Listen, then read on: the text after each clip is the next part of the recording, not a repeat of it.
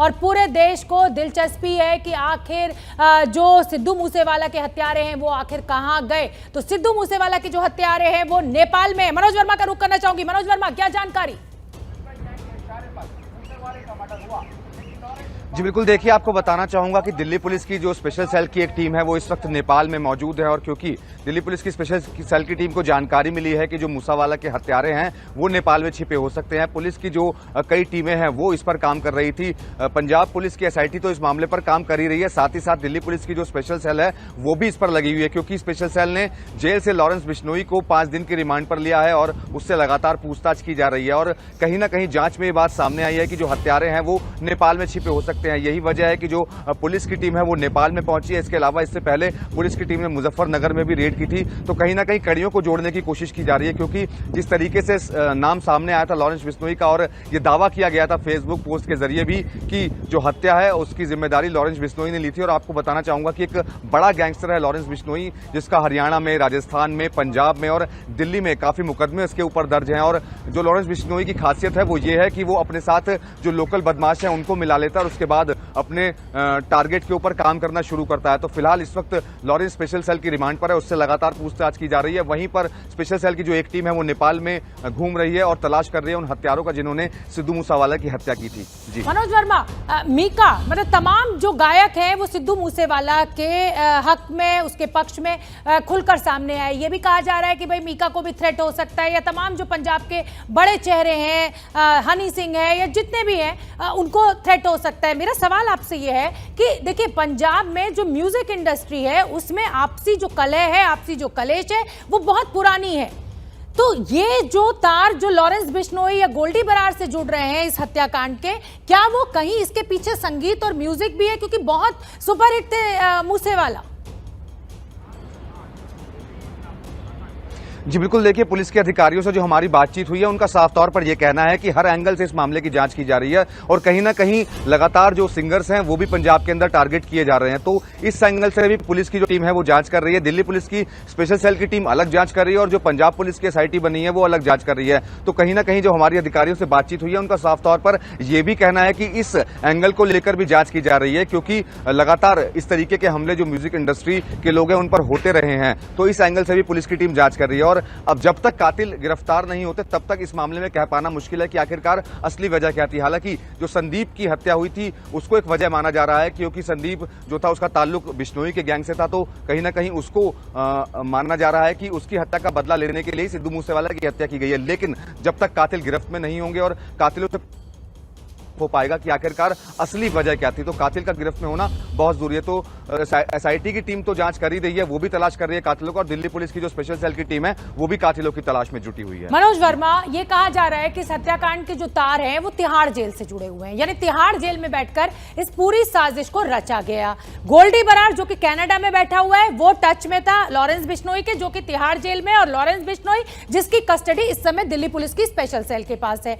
ये क्या कुछ कॉल डिटेल्स निकाल कर या लॉरेंस बिश्नोई से पूछताछ के आधार पर दिल्ली पुलिस या और जो पंजाब पुलिस है वो नेपाल पहुंचे आगे हत्यारों पर काम करने के लिए? क्या कोई पुख्ता जानकारी पुलिस के हाथ लगी है? जी बिल्कुल, देखिए आपको बताना चाहूंगा ऐसा पहला मामला नहीं है जिसके अंदर तिहाड़ जेल का नाम सामने आया और तिहाड़ जेल के अंदर फोन की बात सामने आई हो। इससे पहले भी तमाम ऐसे मामले सामने आते रहे हैं जिसके अंदर तिहाड़ जेल के अंदर कई बार बैरक के अंदर से फोन बरामद होते हैं। जब ये जानकारी पुलिस को मिली कि इसके अंदर लॉरेंस बिश्नोई का नाम है, जब पुलिस की टीम वहां बैरक में पहुंची, जेल नंबर 8 के अंदर लॉरेंस बिश्नोई बंद था, एक स्पेशल बैरक के अंदर बंद था, वहां उसके बैरक की तलाशी ली गई तो वहां पर कोई फोन बरामद नहीं हुआ। इसके बाद पुलिस ने कोर्ट से लॉरेंस बिश्नोई को 5 दिन की रिमांड पर लिया। अब उससे लगातार पूछताछ की जा रही है, लेकिन पूछताछ में वो साफ तौर पर यह मना कर रहा है कि उसका इस हत्याकांड से कोई भी लेना देना नहीं है। लेकिन पुलिस की टीम उसकी बात को अभी तक सच मानकर नहीं चल रही है, क्योंकि जो शुरुआत से पुलिस को सबूत मिल रहे हैं वो कहीं ना कहीं लॉरेंस बिश्नोई के ही सबूत मिल रहे हैं और गोल्डी बरार का भी इसमें नाम सामने आ रहा है। गोल्डी इस वक्त कनाडा में बैठा हुआ है और गोल्डी बरार और लॉरेंस बिश्नोई ने कनाडा में बैठे हुए भी कई और साजिशों को अंजाम दिया है। तो पुलिस अभी लॉरेंस बिश्नोई की बातों को सच मानकर बिल्कुल भी नहीं चल रही है। पुलिस का सिर्फ यही कहना है कि जब तक कातिल नहीं पकड़े जाते तब तक कुछ भी कह पाना मुश्किल होगा। और बिश्नोई जो सूत्र हमारे हैं वो ये भी बता रहे हैं कि बिश्नोई पूछताछ में बिल्कुल भी सहयोग नहीं कर रहा है। वो ये तो कह रहा है कि उसका इस हत्याकांड से कोई लेना देना नहीं है, लेकिन इसके आगे वो कुछ भी नहीं पुलिस को बता रहा है। तो पुलिस के लिए भी एक बड़ा चैलेंज है उसका मुंह खुलवाना और उसके कौन कौन लोग इसमें शामिल थे अगर उसी ने हत्या करवाई है। क्योंकि शुरुआत में जब पंजाब पुलिस ने प्रेस कॉन्फ्रेंस की थी तो प्रेस कॉन्फ्रेंस के अंदर पंजाब पुलिस ने साफ कर दिया था कि इस पूरे हत्याकांड के पीछे लॉरेंस बिश्नोई और गोल्डी बरार का हाथ है, जो कि कनाडा में बैठा हुआ है। तो जब तक कातिल गिरफ्त में नहीं होंगे तब तक कुछ भी कह पाना मुश्किल है। पुलिस लगातार इनसे पूछताछ, लॉरेंस बिश्नोई से पूछताछ कर रही है, लेकिन वो कुछ ज्यादा राज उगल नहीं रहा है। ठीक है मनोज, एक जो बड़ी बात हम अपने दर्शकों को पिछले 1-1.5 घंटे से समझाने की कोशिश कर रहे हैं वो 7 गोलियों का धोखा। यानी जो सिद्धू मूसेवाला जो अपनी आत्मरक्षा के लिए हमेशा पिस्टल लेकर चलता था, उसमें 9 गोलियां वो लोड कर सकता था, लेकिन गोलियां सिर्फ उसमें 2 थी, 7 गोलियां मिसिंग थी। क्या इस साजिश को लेकर या ये केयरलेसनेस खुद सिद्धू मूसेवाला की थी या फिर किसी ने साजिश रची कि उसकी जो बंदूक थी वो खाली उसके पास थी? क्योंकि जिस समय हत्यारों ने गोलियां चलानी शुरू की उसने अपने साथी से कहा कि चिंता मत करो, मेरे पास गन है। तो ये क्या इस एंगल पर जांच से जुड़ी कोई जानकारी आपके पास? जी बिल्कुल, देखिए आपको बताना चाहूंगा कि पंजाब पुलिस की एसआईटी इस पूरे मामले की जांच कर रही है और पुलिस का साफ तौर पर यह कहना है कि वो हर एंगल से जांच कर रहे हैं। उस वक्त सिक्योरिटी गार्ड जो थे वो सिद्धू मूसेवाला के पास क्यों मौजूद नहीं थे, इसकी भी जांच की जा रही है। उनके बयान भी दर्ज किए जा रहे हैं कि आखिरकार ऐसी क्या वजह थी कि उस दिन सिद्धू मूसेवाला बिना सिक्योरिटी गार्ड के निकला और उस बुलेट प्रूफ गाड़ी भी नहीं उन्होंने ली थी। तो कहीं ना कहीं ये जांच भी की जा रही है। इसके अलावा पुलिस का साफ तौर पर यह भी कहना है कि ये रैकी पहले से की गई थी, ये कोई एक दिन में प्लान किया गया नहीं था। इस मर्डर की प्लानिंग पहले से की जा रही थी और इससे पहले भी एक बार कोशिश हुई थी सिद्धू मूसेवाला को मारने की, लेकिन उस वक्त उसके साथ सिद्धू मूसेवाला के साथ उनके गार्ड मौजूद थे, वो बुलेट प्रूफ गाड़ी में थे, तो ये साजिश नाकाम रही।